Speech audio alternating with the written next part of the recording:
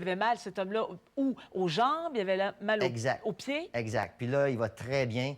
Il est tellement épaté là, qu'il est heureux. Puis il dit, écoutez, faites-vous vérifier le coup, c'est important. Et on a un autre beau petit vidéo qu'on adore d'ailleurs.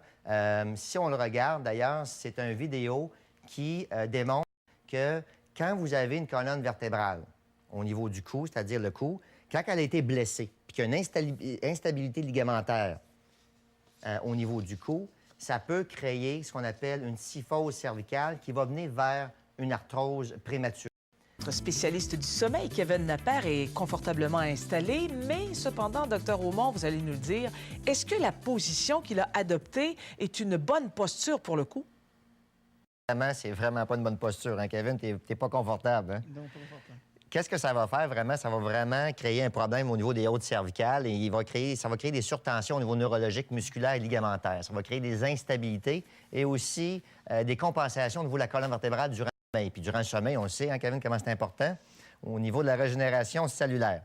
Donc, on veut vraiment que le patient dorme sur le côté, la tête en ligne, comme on a déjà montré dans d'autres émissions. Ça, c'est une posture vraiment à éviter. La posture numéro 2, Kevin, le bras en dessous de l'oreiller comme ça. Excellent. Encore là, les gens adoptent cette mauvaise position qui ne fait que, même avec une bonne oreiller, s'ils dorment avec le bras en dessous, ça surélève la tête et encore là, crée un déséquilibre au niveau de la colonne cervicale. Donc, très important de ne pas dormir de cette façon-là. Surtout quand vous avez des brachialgies, c'est-à-dire des mains engourdies ou des douleurs dans les bras, des bursites tendinites. Il y a un lien assez spécial avec ceux qui dorment de cette façon-là. Effectivement, si on dort comme ça avec le bras en dessous de la tête, on va finir par avoir mal au bras. Évidemment. La troisième position que les gens adoptent, et spécifiquement chez les femmes, c'est les deux poignets en flexion prononcée et ils dorment toute la nuit comme ça. Et Dieu sait comment que ça peut créer des tunnels carpiens, toujours une pression au niveau du poignet. Et puis encore là, c'est à éviter parce qu'on crée une compression soutenue au niveau du poignet. Alors, de quelle façon est-ce qu'on devrait se positionner pour dormir adéquatement? Qu'est-ce que vous en pensez? Surtout pour protéger notre colonne cervicale. Oui, évidemment. Donc, l'important, c'est de dormir la tête droite sur notre oreiller. Il faut qu'elle soit parallèle au matelas. Et les mains, si vous voulez, en avant, confortablement. Et les genoux pliés de cette façon-là pour avoir un bel équilibre à partir de la tête jusqu'au bassin. Merci beaucoup, Dr Aumont. Et Kevin Napper. Bonne nuit, bon sommeil. Donc, au niveau des radiographies, pourquoi on les fait? D'abord, surtout dans les cas d'accidents ou d'incidents, de trauma, on veut évaluer des zones, par exemple, qui seraient hyper ou hypomobiles, c'est-à-dire des zones qui bougent. Si c'est hypomobile, c'est des zones qui ne bougent pas assez. Et hypermobile, c'est des zones qui bougent trop. Comment on les évalue? C'est par des radiographies en flexion et en extension. Nous, ce qu'on veut, c'est travailler les zones qui sont hypomobiles et éviter de travailler les zones qui bougent trop. Okay? Même chez une même personne, on peut retrouver les deux. On peut retrouver une zone au niveau aussi petite qu'elle peut être la région cervicale. On peut avoir une région qui est hypomobile et une région hypermobile. Ça, c'est une des raisons pourquoi on veut faire des radiographies. Ensuite, bien entendu, on veut évaluer voir s'il n'y a pas de fracture.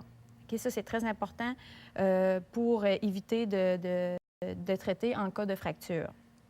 Ensuite de ça, on veut évaluer également la présence de blocs vertébraux. C'est quoi un bloc vertébral? C'est-à-dire c'est deux vertèbres ou trois qui auraient fusionné ensemble. Ça peut arriver, par exemple, à la naissance, c'est peut-être congénital, ou dans un état d'arthrose très, très, très avancé. À ce moment-là, ces blocs-là ne bougent pas. Donc, c'est inutile d'essayer. On va faire mal au patient.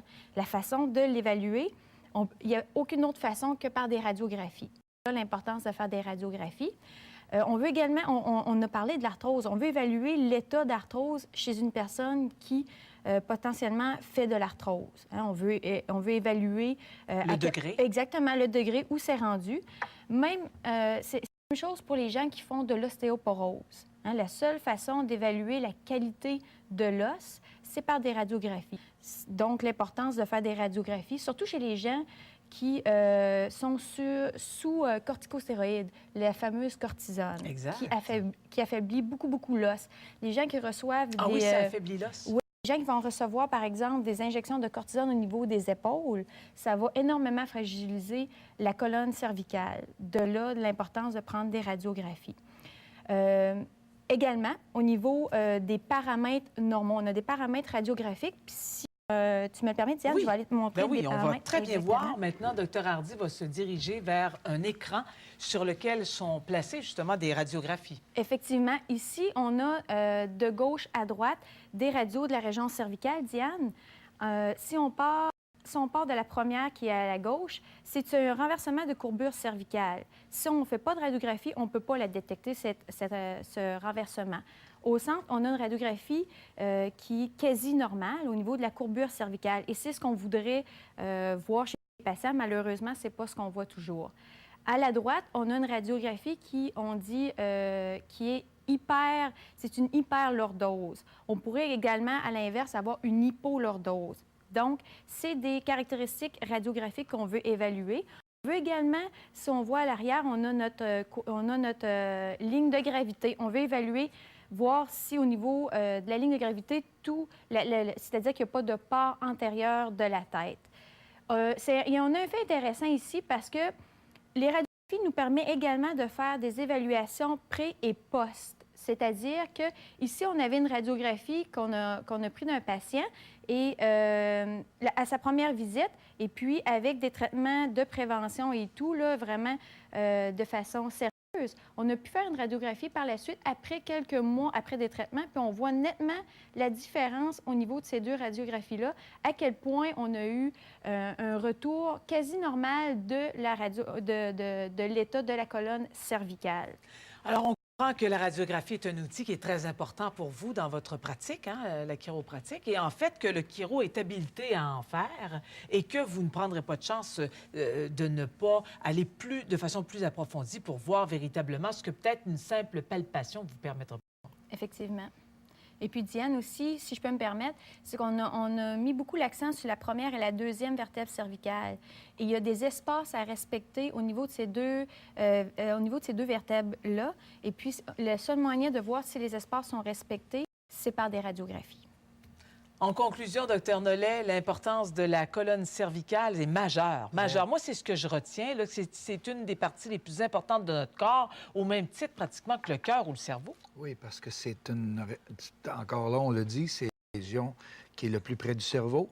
C'est un endroit qui est très, très vulnérable aux postures. Déjà, à la naissance, l'enfant, bien, on parle d'enfant, mais la colonne cervicale est mise à rude épreuve. Rude épreuve à l'heure de l'accouchement. On n'a pas Dès le choix. l'arrivée. Dès l'arrivée. Après ça, vous avez les postures, les chutes, les coups, les accidents. Et plus on avance en âge, et les structures qui ne sont pas corrigées se dégénèrent, se détériorent. Et après ça, bien, toutes les autres abnormalités que Dr Hardy vous a dit.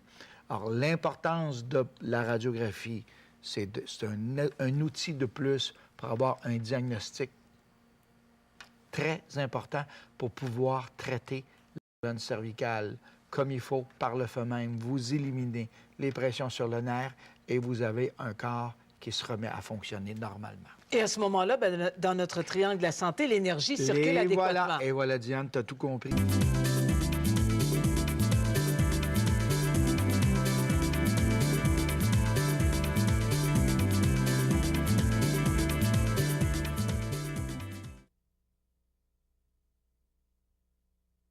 Vos ligaments, vos muscles, et la dernière chose, de l'exercice. Si vous avez une structure qui est bien alignée, si vous voulez la garder dans cet alignement-là, en plus d'aller voir votre chiropraticien de façon préventive, il faut faire de l'exercice qui va garder un bon contrôle au niveau de l'enlignement de votre colonne vertébrale. Dr Nollet, merci infiniment. Dr Hardy, Dr Aumont, Kevin Lapeyre. C'était une autre édition de votre émission Prenez-vous en main et on espère que de plus en plus, vous avez le goût de le faire avec nous. En tout cas, nous, c'est un très grand plaisir pour nous de vous transmettre cette passion pour la prévention de la santé. Ici Diane Bouffard, on se donne rendez-vous pour une autre édition d'émission très bientôt.